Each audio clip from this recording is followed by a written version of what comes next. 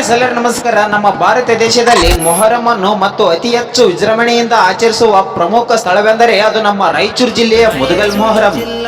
ಉತ್ತರ ಕರ್ನಾಟಕದ ಪ್ರಸಿದ್ಧ ಐತಿಹಾಸಿಕ ಮುದಗಲ್ ಮೊಹರಂ ಆಚರಣೆಯು ಸುಮಾರು 400 ವರ್ಷಗಳ ಇತಿಹಾಸವನ್ನು ಹೊಂದಿದೆ.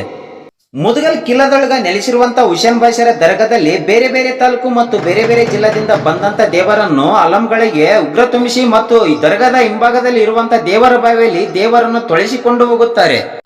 ಕರುನಾಡಿನಲ್ಲಿ 2ನೇ ದಸರಾ ಎಂದು ಪ್ರಖ್ಯಾತಿಕೊಂಡಿರುವ ನಮ್ಮ ಮುದಗಲ್ ಮೊಹರಂಗೆ ಒಮ್ಮೆ ನೀವು ಭೇಟಿ ನೀಡಿ ಕಿಲ್ಲದೊಳಗ ಹೆಜ್ಜಿ ಮೇಳ ಮತ್ತು ಅಲೈಪದ ಭಜಂತ್ರಿ ಕುಣಿತ ಅನೇಕ ಕಾರ್ಯಕ್ರಮಗಳನ್ನು ನೋಡಬಹುದು.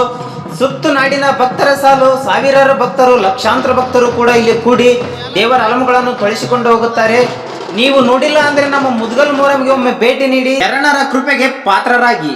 ನಿನ್ನೆ ದೇವರನ್ನು ತೊಳೆಸಿಕೊಂಡು ಹೋಗಲು ಮುದಗಲಿಗೆ ಯಾರೆಲ್ಲ ಬಂದಿದ್ದೀರಿ ಎಂದು ಕಮೆಂಟ್ ಮಾಡಿ. ಧನ್ಯವಾದಗಳು. ರಾಯಚೂರ ಜಿಲ್ಲದಾಗ ಮುದುಗಲ್ಲ ಊರಾಗ, ರಾಯಚೂರ ಜಿಲ್ಲದಾಗ ಮುದುಗಲ್ಲ ಊರಾಗ ನೆಲೆಯಾಗಿ ನಿಂತ ನಹುಶನ ಭಾಷ, ನೆಲೆಯಾಗಿ ನಿಂತ ನಹುಶನ ಭಾಷ ಬೆಂಕಿಯ